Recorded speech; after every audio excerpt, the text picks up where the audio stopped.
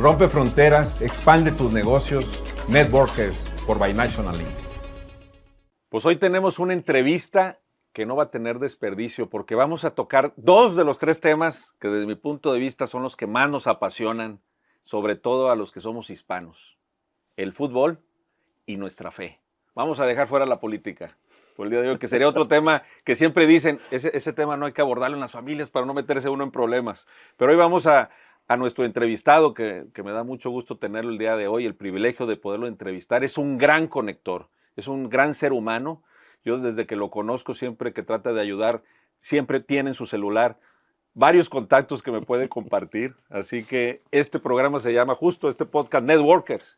¿Y quién mejor que tener al padre David Jasso con nosotros el día de hoy para poder mezclar cómo se mezclan estos dos temas en tu vida, pero sobre todo cómo has logrado inspirar a muchos jóvenes, a muchas personas, gracias a vincular estas dos pasiones. Yo siempre he dicho que donde pones el balón de fútbol, se reúnen todas las clases sociales, se nos olvidan las diferencias, ¿verdad? De que si tú eres de un lado, tú eres de otro, en fin, y yo creo que esto es lo que provoca un balón de fútbol. ¿Cómo estás, David? Bien, gracias Arturo por la invitación y un saludo al auditorio que tienes en este podcast y gracias por lo que has dicho de mí para presentar. No, al contrario. Dicen que por los frutos se conoce el árbol y sin duda tu historia es muy interesante, muy peculiar, muy poco común. Yo creo que esa parte es lo que hace que tú de manera natural seas un influencer, un líder para mucha de tu gente, aunque no lo quiera hacer porque yo también te conozco, sé que tú juegas un rol en la cancha, no necesariamente como protagónico, ¿verdad? Ahora bien, a veces hay que ejercer liderazgo y eso implica a veces pues pisar callos, ¿verdad? Solamente aquel que no hace nada pues no se mete en problemas. Y tú, si algo tienes y algo que también admiro de ti es que tomaste una decisión racional de ser sacerdote. Es decir, nosotros que estamos casados, pues se puede uno enamorar y casarse enamorado y olvidó el tema racional. Yo creo que al final uno se mantiene casado con su mujer porque hizo un análisis racional. Y sin duda, tu vocación al sacerdocio es una decisión racional. ¿Por qué lo digo? Porque tú entraste al seminario en 1995. 7 años estuviste aproximadamente. 8 y medio. 8 y medio ya en el seminario. Te corren o no calificas bajo los estándares que había. Te das un tiempo para ir a la sociedad civil, ¿verdad? Y estás ahí pues otros 10 años. 10 años. Y era tal tu convicción, y lo que aprecio y tú contarás, era tal tu convicción de ser sacerdote que nunca dejaste eso en tu mente y finalmente cuando pudiste regresaste. Y si ahora mismo tienes 7 años de ser sacerdote católico mexicano, regiomontano, desde hace 7 años sacerdote aquí en la Arquidiócesis de Monterrey, y has tenido pues innumerables posiciones también de liderazgo, que es un liderazgo que me gusta mucho porque es sinérgico, es colaborativo, ¿verdad? En donde se pasa el balón y tratas de que las cosas sucedan. Y ese es un poco lo que yo te quiero también preguntar, cómo esa experiencia de la empresa ha influido para poder ahora hacer tu ministerio como sacerdote. Sí, has dicho bien cuando dices que es una decisión racional, pero no solo racional, también es espiritual y emocional. Somos mente, somos cuerpo, somos espíritu, somos alma. Y sí, si bien es cierto, uno sopesa las decisiones, ¿verdad? Con la razón, también hay una emoción que mueve. Hay una frase del Papa Benedicto XVI que me gusta mucho en este sentido. No seguimos a Jesús por una idea o porque nos gusten sus ideas, sino porque nos atrae su persona, ¿sí? Y eso va más allá de la razón, ¿no? Y por supuesto que me ha ayudado mucho a entender esto que te estoy diciendo, no solo mi vida en el seminario, sino también mi vida en la empresa, como lo fue FEMSA, dueña de los Rayados de Monterrey, ¿verdad? Y cómo pues integrar precisamente estos dos roles, de haber sido seminarista por un tiempo, fuerte, bastante, digamos que mi juventud prácticamente fue siendo seminarista, ¿verdad? Desde los 17 años hasta los 25, 26. Y luego cómo después de esa época donde se fundamentan muchos aspectos en la persona, ¿verdad? Y se siembran muchas cosas, culturalmente hablando. O sea, es decir, yo no era otra cosa más que seminarista cuando salí. ¿sí? Claro. O cuando me pidieron salir. Y luego, pues 10 años de tratar de entender cómo conjugar esto y ahora como sacerdote, ¿no? Habiendo incluso sido emprendedor porque tuve un negocio propio y demás, ¿no? Sí, yo creo que tu caso es muy peculiar porque eres el único sacerdote católico campeón del fútbol mexicano que yo sepa. Pues yo ¿verdad? también, que yo sepa. Ahora, el Club de Fútbol de Rayados de Monterrey, pues, Monterrey para los que nos escuchan en otras partes fuera del país, pues es el club que se dice que hoy por hoy tiene la nómina más grande, pero la época dorada, la época de campeonatos, fue justo en la que tú estuviste presente, tú también fuiste fundamental. A mí me parece que el fútbol es un pretexto y FEMSA sí lo ve. Y parece que el génesis de la fundación del tema de la responsabilidad social del Club de Fútbol de Rayados de Monterrey tiene que ver con esa parte que tú contribuiste, porque no existía ese concepto de poderle regresar a la sociedad lo mucho que el grupo FEMSA, que solamente se ha dicho de pasos, fue fundada en 1890 como una cervecería, hoy por hoy tiene 400,000 empleados en 17 países del mundo, todo el tema retail a través de todas las cadenas de Oxxo, pues una gran empresa que el club es de alguna manera pues parte de regresarle a la sociedad lo mucho que ha recibido de la sociedad regiomontana y bueno, pues de otras partes del mundo, pero que ahí nació. ¿Cómo nace esa parte del involucramiento tuyo con el club? Y porque antes no teníamos esa figura, ¿no? Sí, y hoy claro. por hoy podemos Decir decir que fue gracias a esa parte, ¿no? Sí, esa época, como se ha denominado, ¿verdad? Época dorada, que esperemos que haya otra, Claro. empezó, bueno, mi carrera en el club empezó en 2004, al 2011 fueron 7 años, de los cuales pues jugamos finales, jugamos Libertadores, jugamos CONCACAF y quedamos campeones en 2 ocasiones, ¿no? En 2009 y 2010, al menos esa es la experiencia que a mí me tocó. Y sí, yo llego al club con un currículum muy sucinto, muy breve, muy sencillo. Yo solo había sido seminarista, como lo dije anteriormente, y llegué con don Jorge Urdiales, en ese momento presidente del club, a pedirle trabajo, porque me había recomendado su hijo, Eduardo Urdiales, quien estaba en esa época en el seminario, pues que podía acudir a su papá para alguna oportunidad de trabajo, no en el club, porque don Jorge pues tenía muchos contactos y lo sigue teniendo, ¿no? Y entonces... Era un conector. Pues sí, tal cual. Igual que tú, igual bueno. te sigue buscando mucha gente igual. Por cierto, quiero agradecer a Jorge Urdiales. Bueno, pues él nos conectó. Porque él fue el que nos conectó. Él nos conectó, así es. Y yo me acerqué a él para agradecerle y felicitarle por esa época. Y le decía, oye, tengo curiosidad de conocer al padre David Jasso. Pues, él nos conectó, claro. ¿Por qué? Porque yo también soy una persona de fe, soy súper rayado, aficionado a los Rayados de Monterrey. Yo siempre he tenido desde esa óptica, el enfoque de abordarlo.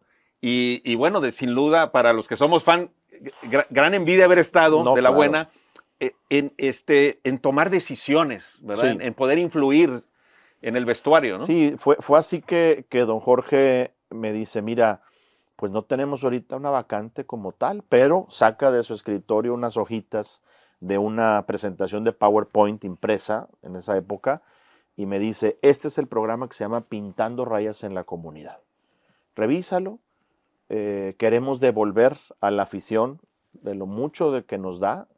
No le llamó responsabilidad social, porque no se llamaba así, al menos en el ambiente futbolístico. Sí, no era un le concepto llamó todavía de labor social y consistía simplemente en premiar niños con buenas calificaciones en la escuela a través de una camiseta réplica del oficial en un programa que se llamaba De Campeón a Campeón. Rayados había sido campeón en verano del 2003 y entonces había que devolver, punto. Y había que cerrar un convenio con la Secretaría de Educación y listo.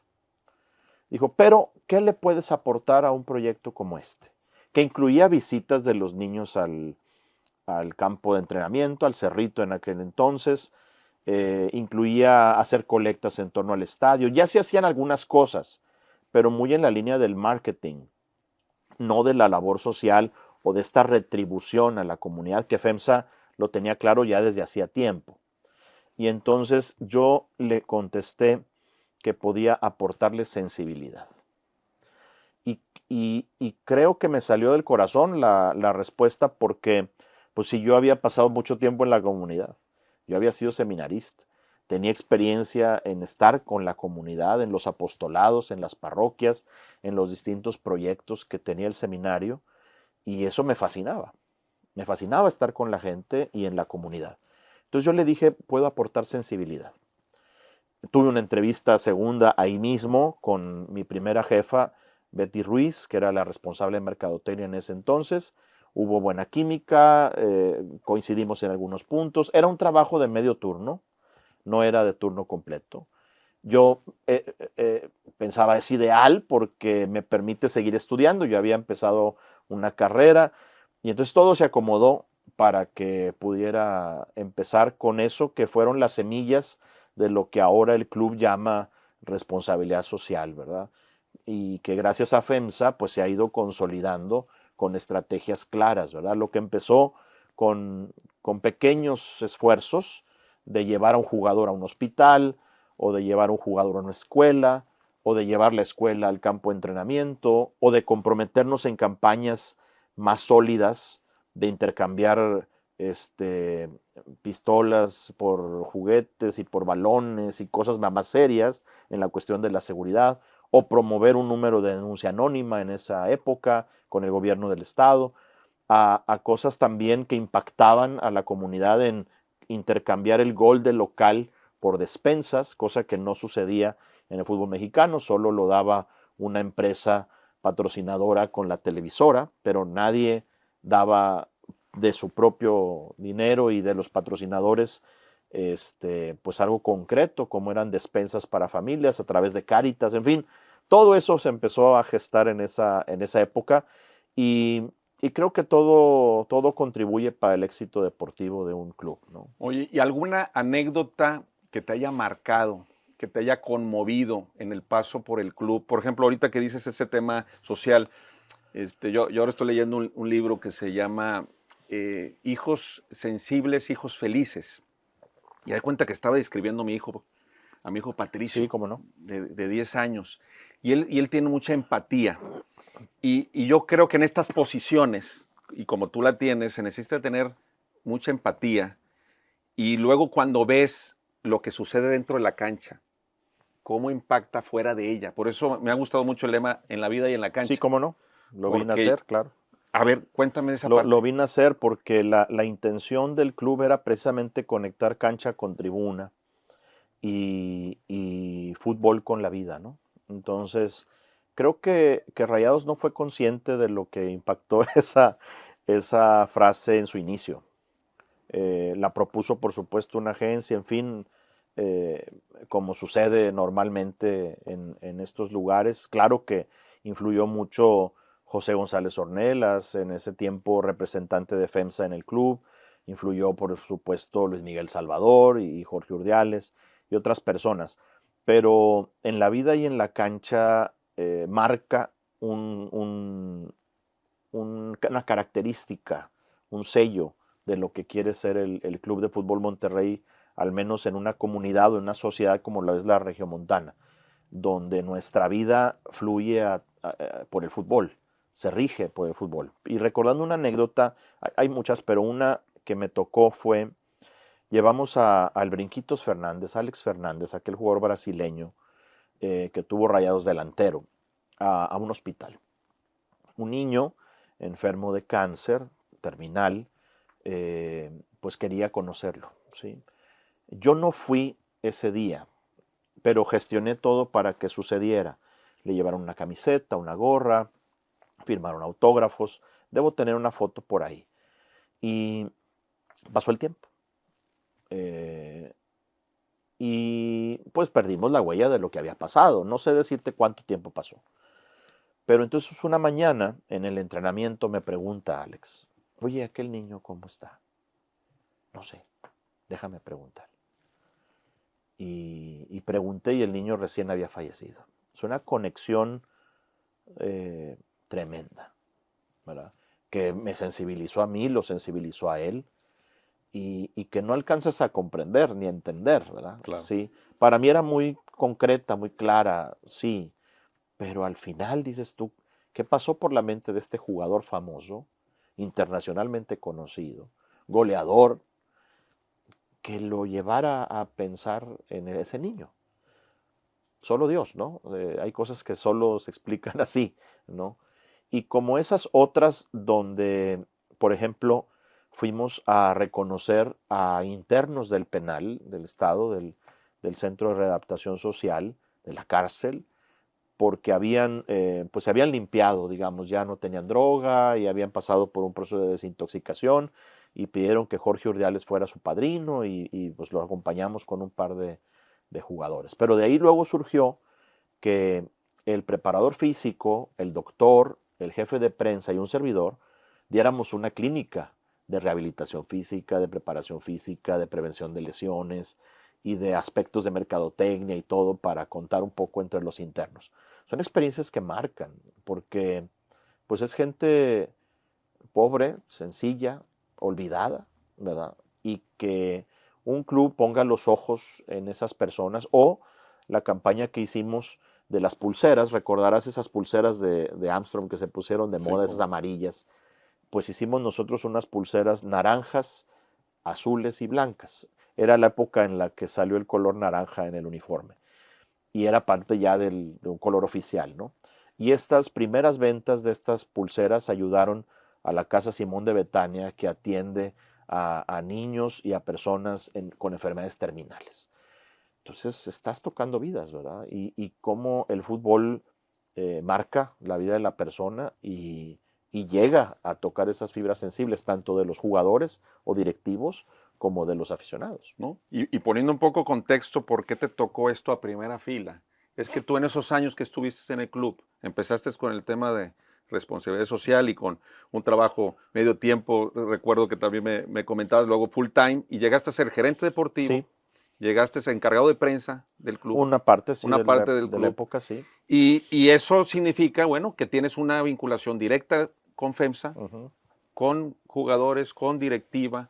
Estás en la mesa sentado en muchas de las tomas de decisiones de una época que, vuelvo a insistir, más gloriosa, digamos, en campeonatos, y que a partir de ahí hay una gran afición que se vuelca. Entonces, todo esto lo destaco porque te tocó a primera fila ver muchos detalles que probablemente para el resto pues los interpretábamos de lejos, pero tú estuviste ahí. Sí, por ejemplo, decisiones en cuanto al marketing para ver cómo iba a ser el uniforme, ¿sí? Creo que eso es también vital para las ventas y para el retail, como decías.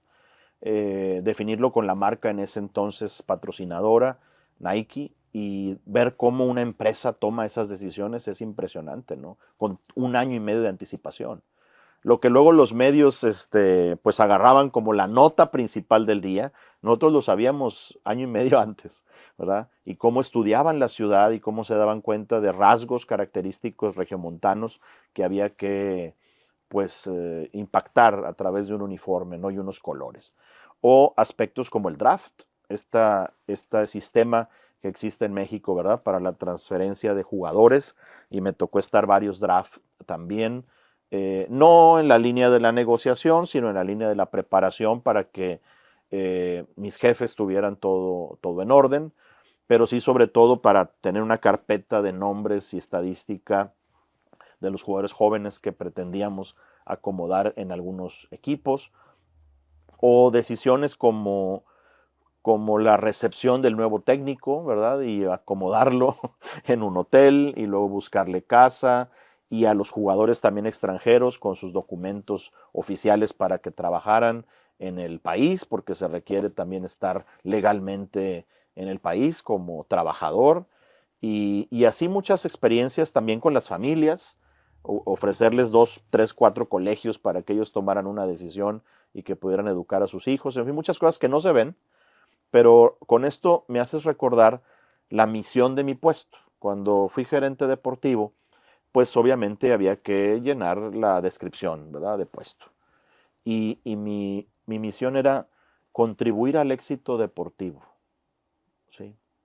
Es decir, yo no jugaba, por supuesto, ni dirigía, pero todo lo que estaba alrededor del equipo, del primer equipo, y obviamente también de fuerzas básicas, pero mi enfoque era el primer equipo. Me recuerdas a la frase de Borghetti, que según yo es de él, que dijo que el gol es el resultado de un trabajo en equipo. Habrá uno que le toca meter el gol, el campeonato, y todos irlo a abrazar.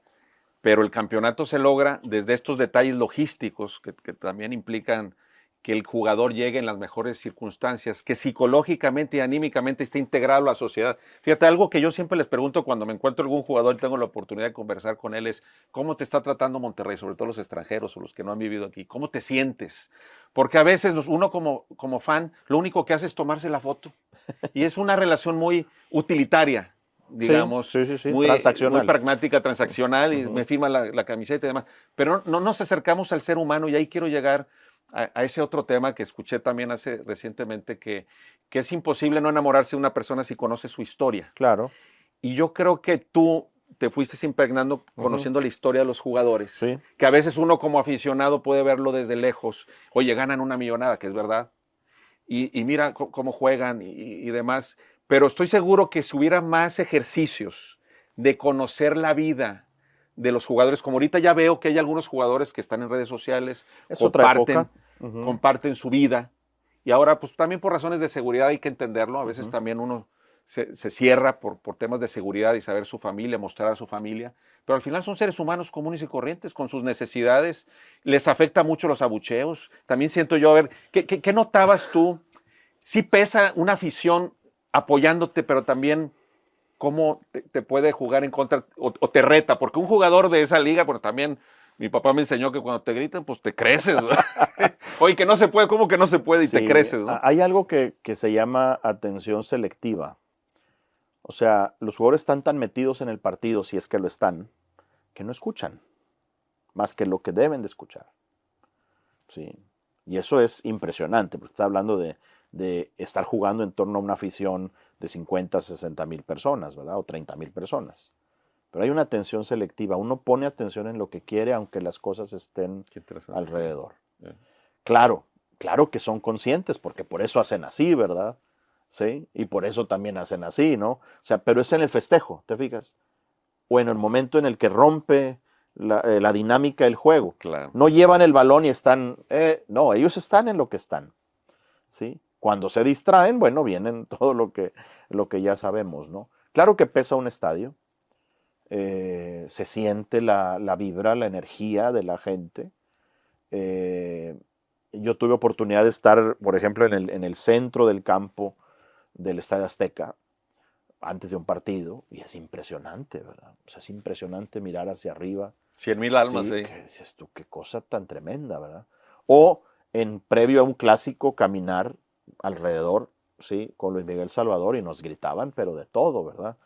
Y sientes también eso, ¿no? O estar en un estadio en Torreón, donde apenas terminaba el silbatazo final, teníamos que cerrar la puerta, pues la reja, porque si no nos llovía de todo.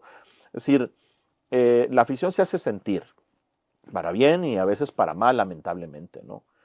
Pero tiene mucho que ver en un jugador como en un técnico o en un cuerpo técnico, la relación familiar. Cuando un jugador llega, tiene novia en su país y llega sin ella, o llega sin sus papás, ¿sí? Cuando son jóvenes. Nos tocó casos muy buenos y casos muy lamentables, ¿verdad? Donde es que era importante que estuviera aquí su familia para que él pudiera dar lo necesario. O sea, técnicamente un jugador calificado podrá haber jugado en los mejores clubes del mundo, sin embargo el rendimiento, cuando lo contratas, porque eso pasa a veces en Monterrey, sí. Que dice, oye, era un rockstar, lo contratas, algo tiene Monterrey que se distraen. Es una gran ciudad, hay que decirlo. A las familias, a los hijos, a las esposas les encanta la ciudad. Con todo y el calor que hace, disfrutan mucho. De hecho, muchos se quedaron, tanto de la época de los 80s, 90s, como de los 2000s. Muchos hicieron empresa o se quedaron a trabajar en los medios, o sus hijos o hijas terminaron su educación y luego se fueron, o compraron una casa y la siguen teniendo como un lugar donde pasar tiempo. De esos casos hay muchísimos. Monterrey tiene un encanto también, tanto para los Tigres como para los Rayados, ¿verdad? Para ambas aficiones y para ambos clubes. Pero es vital la unión familiar. cuando a una esposa ya no le gusta la ciudad, ya, ¿sí? Me recuerdo, no voy a decir los nombres, pero sí recuerdo una esposa que le dijo a su esposo, muy famoso, oye, pues más vale que te guste, ¿eh? O sea, que a mí me encanta, ¿no? O sea, ahí no, estaba más integrado. Claro, sí, no empieces con cosas, ¿verdad? Fíjate lo que A mí hace me Monterrey. gusta mucho, ¿no? Sí, Monterrey es una sí, ciudad que acoge, y para poner en contexto, es la segunda ciudad con más población en México, está a 2 horas de la frontera con Texas, y cuando yo me encuentro un regio fuera de aquí, para saber qué es regio y ya está adaptado, le pregunto, ¿a qué equipo le va? No le pregunto si le gusta el fútbol, porque eso lo doy por asentado. sí. Tigre o Rayado. Y si me contesta los dos o ninguno, no. Ese no, ese no. Es regio. Bueno, le doy una segunda oportunidad. Bueno, ¿y qué corte, qué carne asada? ¿Cada cuánto haces carne asada? No, pues que nunca. No, pues ya ahí definitivamente no es. Sí, pero bueno, es una distingue. sociedad en la que la carne asada, de hecho, el Estadio Tecnológico tuvo Sí. ahí un área de asados que fue muy Sí, famoso cómo porque no, el olor, cómo no. no se les llegaba el olor a carne a los jugadores, pero No. en la tribuna el olor cómo a no. carne, Sí. Carbón de mezquite, que es como nos gusta también hacerlo, buenos Sí, cortes cómo que hay no. en Monterrey. Pues bueno, es parte de nuestra idiosincrasia de esta ciudad, pero tiene otra, educación, buena Sí, educación, claro. cercanía con Estados Unidos. Por en eso fin. creo que entendimos en Rayados que el fútbol es un fenómeno social, ¿sí? Y que el fútbol tiene impacto en la sociedad, no sé si para transformarla, pero al menos sí para incidir en cosas muy, muy concretas, como lo puede ser la educación, el amor al deporte, el amor al fútbol, el juego limpio y otros muchos valores que proceden del fútbol como tal. Pero de que es un fenómeno social a través del cual se pueden hacer llegar también mensajes positivos, eso es sin duda. El fútbol para la paz, el fútbol para la esperanza y otros muchos aspectos o valores que están vinculados al juego de manera natural y luego que también se van dando. Y esto lo ve uno mucho en el Mundial. Cuando uno aprecia el Mundial de fútbol o los torneos internacionales, pero sobre todo el Mundial, estás viendo la idiosincrasia de un país volcado en un campo de juego de 11 jugadores. ¿Sí? Japón, por ejemplo, juega muy distinto a cómo juega Italia. ¿Sí? Y cómo Japón ha ido creciendo en su concepción de lo que es el fútbol, tanto que planea para el 2050 ser campeón del mundo, pero empezó con la caricatura de los supercampeones y con regalando balones y tachones y zapatos de juego a los niños. Es decir, hay una cultura que quieren imponer, implantar, ¿verdad? Pero es tan ordenado el japonés que cómo juegas contra Brasil, Claro. que rompe los esquemas, ¿no? Pero es que Brasil es así porque así es la samba y así es el baile y así es el carnaval y la fiesta y el colorido. Y ahora entonces pensemos en México, ¿no? ¿Qué está pasando con el país y qué está pasando con el fútbol? A veces es reflejo de la sociedad donde se vive, ¿no? El fútbol muy, muy, muy seguido refleja la sociedad de la que emana, ¿sí? Un llamerito, un mañana va a salir mejor. Se espejean mutuamente, ¿verdad? Bastante, Porque sí. también ha habido ocasiones en que llega un técnico sin saber la idiosincrasia de esta ciudad, claro. porque estamos hablando de este equipo de aquí, de tu experiencia ahí, y que no entiende cómo es la sociedad regiomontana. Y la sociedad y el fan espera ver dentro de la cancha lo que ellos hacen fuera. Claro. Por ejemplo, la gente aquí, yo recuerdo que tenía yo aquí reuniones bien temprano en la mañana, 6 de la mañana empezaba, la gente es muy trabajadora, típicamente los dueños de las empresas aquí son los primeros que llegan y los últimos que se van, es una ciudad de emprendimiento industrial, Sí. son de empuje, son gente líder, son gente que son audaces, y cuando uno ve un equipo que no refleja los valores de aquí, es decir, de lucha, de entrega, de no rendirse hasta último minuto, pues entonces no hay ese espejeo. Pero bien dices tú, a veces es al revés también, ¿no? El equipo refleja también nuestras carencias Claro, como sociedad, pero también ojalá con esta escucha selectiva que a mí me parece interesantísimo el concepto, porque yo creo que un jugador debe hacer eso. Es que si no, imagínate, cuánta distracción no puede encontrar en. Sin embargo, si escucha el ánimo, a ese sí al de caso. Claro. Toma claro. las cosas buenas, ¿verdad? También. Pues es que así debe ser, ¿no? Así es, no te lo tomes personal. Yo siempre le digo, cuando ¿También? te mentan Sí. La madre, como se dice aquí en México, pues no te lo tomes personal porque no te conocen. Es un tema Es una cosa de más, desahogo exacto, social, exacto. que también sucede ese desahogo en la tribuna, Claro. que están habiendo problemas en su comunidad, vamos a poner inseguridad y demás, y va uno ahí, pues tal vez, Pues probablemente a desahogar. Sí, ahora también estaba medido, no tengo el dato, pero estaba medido que, que el ausentismo laboral pues se daba el lunes, ¿verdad? Después de un clásico el sábado, porque había que pagar la apuesta, porque había que pues dar la cara, ¿verdad? O escuchar al equipo rival echarte la carrilla o Sí, porque el recordemos bullying. que aquí hay dos equipos, Pues sí, que hay mucha entonces, rivalidad, pues bueno, Tigres y Monterrey. y eso estaba medido, ¿no? Y también el impacto en ventas. Yo recuerdo haber pues platicado con algunas personas que trabajaban en torno al estadio o dentro del estadio, vendiendo botana, cacahuates, semillitas, lo que vende la gente y lo que consumimos, ¿verdad? Quienes vamos al partido, diciendo, ay, ojalá califiquen, ojalá pasen, porque hay más trabajo. Los mismos periodistas, ¿verdad? Compañeros de prensa decían, ay, qué bueno que calificaron, porque esto asegura una semana más de chamba, una semana más de trabajo. Eso no lo pensamos. Nosotros queremos que califiquen, sean campeones, por supuesto. Pero el que sean campeones, ¿sí? Implica al menos 3 semanas más de trabajo para guardias de seguridad, para acomodadores, para vendedores, para personas que colaboran en torno, para el tránsito y para el gobierno, en fin, toda hay una derrama económica también en torno a eso, ¿no? Entonces, son aspectos que pocas veces vemos y que tienen que ver con el fútbol como fenómeno. Sí, yo le he compartido, me he venido haciendo muy amigo del Tato Noriega y trato siempre de compartirle el impacto fuera de la cancha. Y cuando nos conocimos, le agradó mucho ver a mi familia, Ajá. mi esposa, mis 4 hijos. Uh-huh. Una de mis hijas viajó de los Estados Unidos para ir al juego y fue un pretexto para unirnos, los 6 que somos de familia, todos con la camisa rayadas, y yo le expresaba en ese momento, no importa cómo queden, ya para nosotros logró un efecto positivo de unión de familia. Claro. Yo ahí sí no soy muy autoritario, ahí no hay democracia en la familia, que si unos de un lado y otros, porque para mí la identidad, por ejemplo, yo digo a la familia, pues somos católicos, somos gente de fe, pero ¿qué te distingue comparado con otras familias? Pues andamos de nómadas, somos global citizen, Ajá. somos gente de fe, y bueno, somos rayados porque mi hija, aunque viva afuera, me llama y me dice, papá, ¿supiste que se lesionó? ¿Supiste que fulano no va a entrar? Claro. ¿Que pasó esto? Y es un puente de comunicación vital también. cuando somos padres, para comunicarnos con los adolescentes, que es una etapa complicada. Encontremos, y ahí entramos al tema espiritual, encontremos que estos sean pretextos, claro, para disfrutar el proceso al campeonato, porque a veces no se gana el campeonato. De hecho, hay un estudio de felicidad que dicen que los fans de un equipo es la peor apuesta para ser feliz, ¿verdad?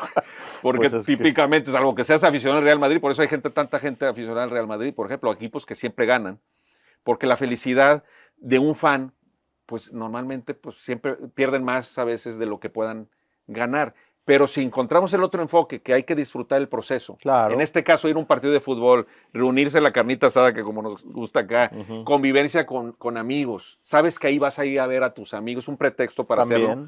Entonces ya cumple con un propósito social de hacer comunidad, como logró este impacto, o lo logra en mi familia, ¿verdad? Claro. Que por eso me encanta ese tema. Y bueno, cerrando un poco tu etapa en el fútbol, ya nada más la anécdota que me dio mucha curiosidad, que la otra vez me comentaste, me dio mucha gracia, cuando los trofeos de segundo lugar o de primer lugar, y de repente, bueno, cuando ganas, llegan todos felices, ¿no? Pero luego ganas el segundo lugar como subcampeonato, que te tocaron con Miguel Herrera, ¿no? 2 subcampeonatos. Cuando estaba director técnico Miguel Herrera. Sí, la anécdota es que nadie quería llevarse el trofeo de segundo lugar, o sea, estaba en el vestidor ahí en una orilla, todas las toallas arriba, y pues se fue vaciando el vestidor, todos tristes. Habíamos perdido pues de una manera lamentable, ¿verdad? Y quedó el trofeo. Y pues ¿quién se lo llevó? Pues me lo llevé yo a la casa, ¿no? Lo puse en la cajuela del coche y no sé, me fui a cenar y bueno, pues en la mañana, ¿dónde lo pongo? O sea, ¿qué hago con él, verdad? Pues también se ganó. Es un segundo lugar del que nadie se acuerda. Pero cuando bien dijiste ahora, entiendes que la alegría está en el camino y no en la meta, pues disfrutas el camino también. Y bueno, pues para mí en el primer subcampeonato, que fue el que jugaron en el 2004, pues fue como un campeonato, porque yo venía de haber sido expulsado del seminario. ¿Sí? Entonces quedar en segundo lugar, jugar una final, era wow, ¿verdad? Con respecto a cómo había yo empezado ese año, ¿verdad? Con mucha incertidumbre, sin saber qué iba a venir, ¿no? Claro. Sí. Y luego te tocó, pues ahora sí levantar. Recuerdo Bueno, mucho también. una foto tuya donde sales al lado de Jorge Sí, Urdiales, cómo no. de Vucetich, Sí. que lo queremos mucho, por cierto, en Rayos, Sí. por toda esa época. Sí. Justo, pero sales ahí arriba levantando la copa. el trofeo en ese autobús que normalmente se da para hacer un recorrido por las calles de Monterrey para celebrar. En el mundo, ¿no? Como se hace en el mundo. Sí, Pero que es impresionante cómo se volcó la gente. Ahora se organiza mejor y está más cotado, pero en ese momento la euforia de quedar campeón en tu ciudad, de local, es inigualable. Porque uno puede ganar de visita, pero pues en lo que llegas a tu ciudad ya pasó el vuelo, ya esto, ya aquello, ¿no?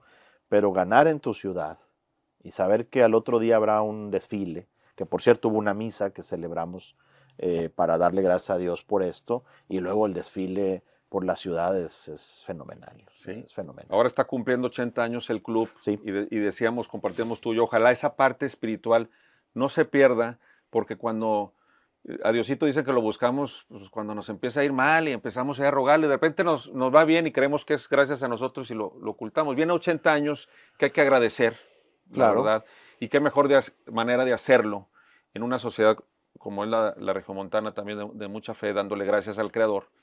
Y en este caso, ojalá tengan esa iniciativa para poder celebrar, dando gracias a Dios por estos 80 años de tanto beneficio social, que un equipo de fútbol sencillo y simple a veces puede más que los gobernantes, ¿verdad? En el ánimo de la gente, sí. En la inspiración de muchos chavales y jóvenes que están enfermos, como tú dices, que a lo mejor salen adelante de su enfermedad a eso, o uno le echa más ganas. También teniendo algo, esperar el fin de semana. Esperar el fin de semana para poderte reunir con tu familia. Exacto, o con los amigos, con los amigos, ¿no? del estadio, ¿no? Y bueno, ahora como sacerdote, pues la gente pida por Rayados, ¿verdad? Y no falta quien diga también que pida por los Tigres, ¿no? Entonces, pero más allá de eso, gracias a Dios le gusta el fútbol, ¿verdad? Dios le gusta que juguemos en paz y que tengamos un espectáculo familiar y seguro, porque al final el fútbol es lo más importante de lo menos importante, ¿sí? Eso es. Tiene un lugar, claro, en la vida de muchas personas viven del fútbol, a mí me tocó también gozar de ello, pero no deja de ser un juego, ¿sí? Un espectáculo, donde también encontramos pues un reflejo de lo que somos y de lo que queremos llegar a ser. El Papa Francisco, como buen futbolero que es, y lo que le rodea en el entorno vaticano, sacaron un documento que tiene que ver con esto, dar lo mejor de sí mismo. Es decir, el futbolista, el deportista, el atleta, está llamado a dar lo mejor de sí, ¿sí? Y en ese sentido tiene que ver lo competitivo con lo competente, ¿verdad? O sea, un competente es el que tiene las capacidades para hacerlo. Y un competitivo es el que no solo tiene las capacidades, sino que además se supera a sí mismo todos los días. Y para eso los jugadores hacen miles de tiros hacia la portería y los porteros paran miles de tiros en la portería y hacen mucho ejercicio para poder superarse a sí mismo, ¿sí? Y esa me parece que es una gran experiencia que podemos tomar del fútbol, ¿no? Y para la empresa y para la vida, ¿no? Ser competentes y ser competitivos, no tenerle miedo a dar lo mejor de sí, respetando al rival, como dice el himno rayado, ¿no? Pero que sepan que salimos a ganar. Te respeto, pero voy a ganar. Ese aspecto a mí me parece fundamental también. Pues tú reflejas en tu vida ese atrevimiento, porque te has atrevido a dejar familia, a dejar muchas cosas para tomar tu vocación. No ha sido fácil, haciendo un poquito el zoom a tu vida y recapitulando en esta historia de tu vida, pues tus 8 años en el seminario. Sales, tienes 10 fuera de ellos, pero parece como que hubieras vivido muchas vidas. Ahí sacaste la licenciatura en comunicación. Ahí formaste parte de una empresa de las más importantes en el país. Ujú. Ahí pudiste ser campeón del fútbol mexicano. En fin, ¿no te faltó nada? ¿Tuviste novias? Sí, En esa época me divertí también. lo tenías permitido además, y yo creo que se vale poder regresar ahora sí por convicción y decir, ¿sabes qué? No me arrepiento de nada. ¿O hay algo que te arrepientas, No, David, algo en tu vida que digas, no, si hubiera maquinita del tiempo, hubiera cambiado algo? No, y no lo digo con soberbia, ni mucho menos, ¿verdad? De que, bueno, no. Digo, hago mi examen de conciencia y hay cosas de las que me arrepiento todos los días, pero creo que somos o soy hoy lo que soy, lo que tengo, gracias a esa vida, ¿no? Con descalabros, con fracasos, con éxitos, con retos, con desafíos, pero contento de la vida que he disfrutado, que me ha permitido Dios vivir también, y de los desafíos hacia el futuro que puedo vislumbrar también, ¿verdad? Como sacerdote. Y a 7 años de haberte ordenado sacerdote, pues también en ese periodo has tenido responsabilidades muy importantes, incluso a nivel Latinoamérica. Sí, gracias a Y Dios. has estado incluso fuera del país con una Ujú. responsabilidad también importante en Bogotá, era tu sede, ya comparte brevemente esta parte. Estás con los empresarios en Uniapac también Sí. como asesor, Ujú. ¿verdad? Que esa parte también nos vincula porque yo estoy muy involucrado también con empresarios para ayudarles en sus servicios de soft landing, de expansión de Ujú, sus ujú. negocios, pero sin duda, pues uno trabaja mejor con empresarios que son también afines, que están Claro. buscando un valor agregado del impacto social que tiene su empresa en la comunidad. Y por eso me gusta mucho el concepto de la USEM, la Unión Ujú. Social de Empresarios Mexicanos, que fundó don Lorenzo Servige, y que a la postre, bueno, pues ha ido haciendo círculos por varias partes Ujú. del mundo, y a nivel nacional se llama UNIAPAC, que es como la unión de toda Latinoamérica, me parece una A alianza nivel internacional internacional. es el paraguas que une a todas las asociaciones de empresarios católicos. USEM en México y en otros países tiene otros nombres. UNIAPAC a nivel internacional se une a los dicasterios en Roma, y a nivel latinoamericano pues tiene un capítulo, vamos a decirlo así, y ahí mi arzobispo, don Rogelio Cabrera López, es el asesor doctrinal y yo acompaño a él en esa función. Por eso, pues vamos caminando junto con los empresarios de 10 países de América Latina y obviamente con empresarios de México. Es una gran experiencia acompañar esos procesos. Estuvimos en Filipinas en un encuentro internacional y ver cómo también se hacen esfuerzos en África, en Asia, en Europa, por tener en el centro a la persona, ¿sí? Y la responsabilidad social también importante que tiene la empresa en el polígono donde se encuentre y con el impacto también que puede tener en relación con el gobierno y con la sociedad civil. La doctrina social de la iglesia es lo que mueve el ser del empresario y de su dignidad y su vocación. El Papa recientemente les llamó misioneros del siglo XXI. Es interesantísimo que el Papa Francisco ponga en el empresario ese sueño de ser misioneros en un siglo en el que pues, se requiere que todos sumemos, ¿verdad? Entonces el camino con ellos ha sido muy, muy interesante.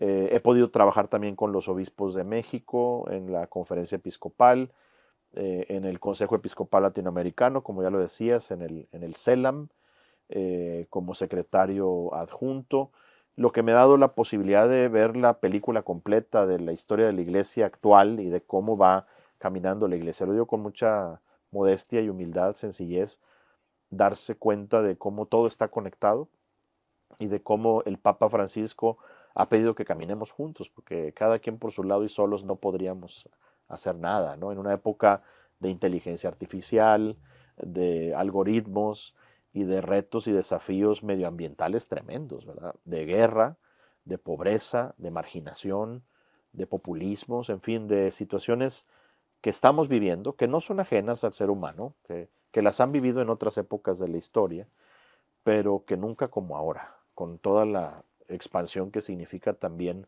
el Internet y el acceso que tenemos a a la información. Sí, alguno puede tener algún prejuicio con el empresario, pero al final es que hay que generar riqueza. El negocio viene de negar el ocio y hay que hacer mucho negocio. Hay que Claro, negar mucho el ocio, claro. generar riqueza para poderla compartir, para poderla distribuir. Con sentido humano. Con sentido humano, poniendo en el centro, no a pesar del ser humano, que ese yo creo que claro, la parte, la claro. dignidad de la persona humana, estos principios de la doctrina, que un empresario coherente y primero, pues, capacitado, ¿verdad?, de su propia fe, pueda ejercer de mejor manera. Y bueno, también se ha dicho de paso, estuviste en primera fila también asistiendo al arzobispo con el tema de la novena intercontinental, así es. Celebrando pues en vísperas a los 500 años de las apariciones de la Virgen Guadalupe, ¿no?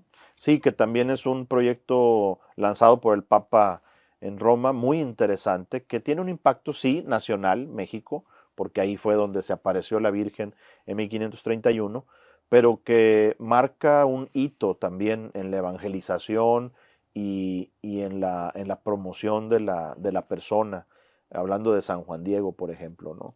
Entonces, celebraremos, si Dios quiere, en 2031 los 500 años de este acontecimiento, y digo acontecimiento y no apariciones, porque las apariciones son un hecho concreto, sucedieron y están documentadas en el Nican Mopohua, pero lo que celebramos es lo que ha derivado de esa presencia de Guadalupe en el corazón, en la mente de muchísimas personas, no solo en México, sino en el mundo entero. Por eso es madre de la humanidad, ¿sí?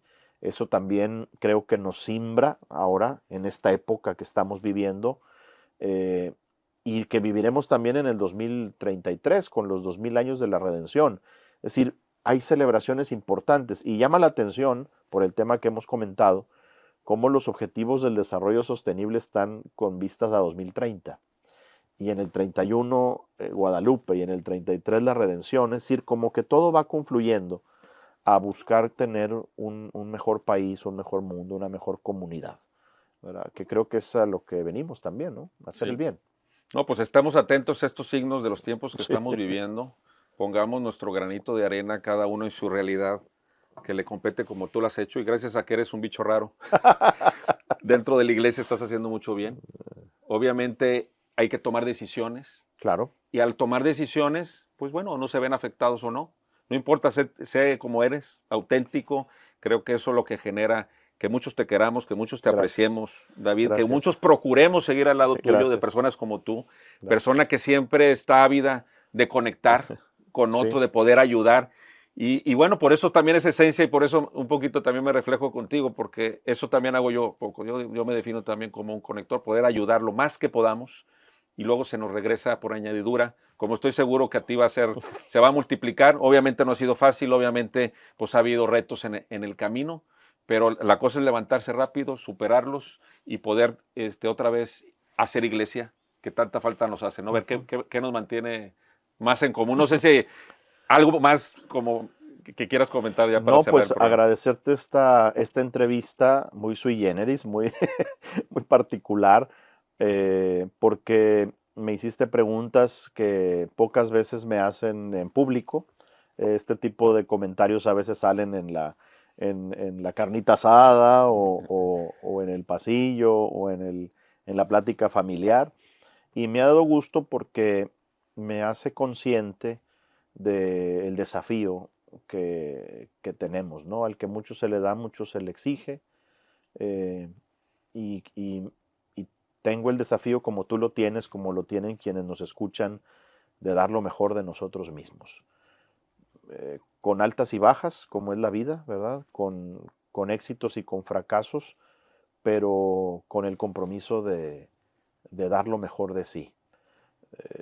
Con ayuda de Dios, y me has hecho consciente también de esto que yo predico y que hoy recuerdo con más fuerza. O sea, la alegría está en el camino, no solo en la meta, porque cuando llegas a la meta, pues la meta es otra y tienes que seguir avanzando, ¿no? Que Dios nos conceda seguir conectados y conectándonos con otros, porque al final es lo que hizo Jesús, ¿verdad? Jesús comenzó a ver el talento de unos cuantos que podían ser luego conectores para otros muchos, ¿verdad? Los apóstoles, los discípulos, los apóstoles, y luego, bueno, pues toda la gran comunidad de la iglesia, ¿verdad? Conectada en todo el mundo. Así que muchas gracias, Arturo. Al contrario, te agradezco tu tiempo, que te quites a veces estima que uno tiene a veces de los sacerdotes. Son amigos comunes y corrientes. La siguiente, una carnita asada. Te agradezco que seas así de francote, que seas genuino y auténtico. Gracias. Larga vida para el padre David Jasso y que haya muchos más. Si tuviéramos muchos padres como el David Jasso, nuestro mundo fuera diferente. Te agradezco. Dios te bendiga. Gracias, Arturo. Gracias A ti.